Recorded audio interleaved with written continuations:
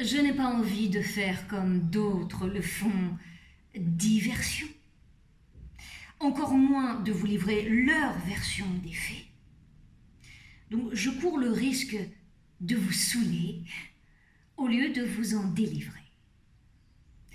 Je me contenterai donc d'un examen abstrait de l'homme qui a commis le forfait, l'assaillant, et qui a assassiné ses 4 collègues à la préfecture de Paris avant d'être abattu comme un chien enragé. On aurait pu ou dû le désarmer, d'autant plus qu'il n'était pas surarmé. Son crime, il l'a commis avec un vulgaire couteau de cuisine. Cela nous aurait permis de l'interroger, lui, au lieu de nous interroger. Alors on dit qu'il a 45 ans, 20 ans de service rendu à la nation.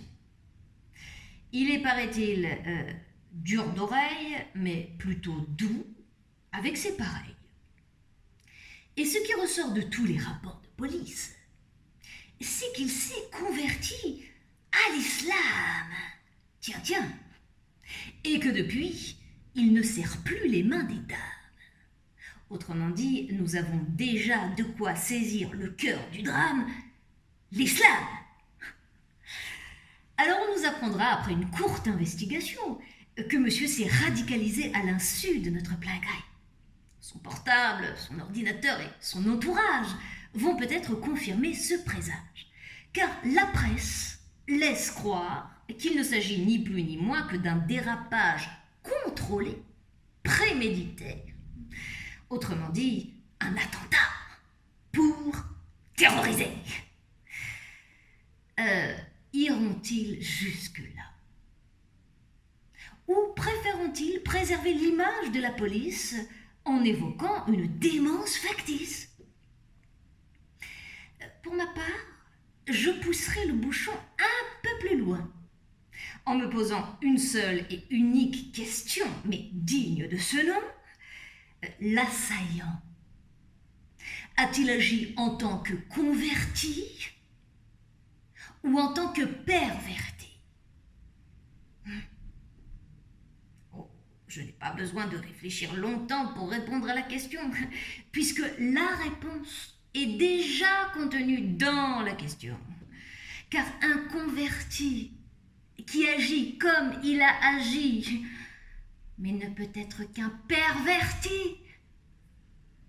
Et même si tous les pervers de l'univers vous disent le contraire, sachez qu'ils ne cherchent qu'à vous contraindre de voir les choses de travers ou de vivre dans un monde à l'envers. Et là, mince, je tombe sur une question subsidiaire qui voudrait me faire douter, même de la lumière. La question: et qui donc l'a perverti, sinon son nouveau parti pris religieux? Parce que vous croyez vous y connaître en matière de conversion, alors que vous ignorez tout, mais alors tout, de la perversion, de cette passion du mal pour le mal. Mettez un Dieu entre les mains d'un pervers, il en fera un démon. Ce que dit autrement, l'homme au couteau ne s'est pas converti à l'islam, il a perverti l'islam. Et c'est cela la perversion. Ou la perversité des méchants qui se font passer pour des honnêtes gens. Retenez donc le maître mot de cette histoire crue et cruelle, la perversité. Il n'y a pas d'autre mot pour vous distraire que la perversité des faits et de l'interprétation des faits.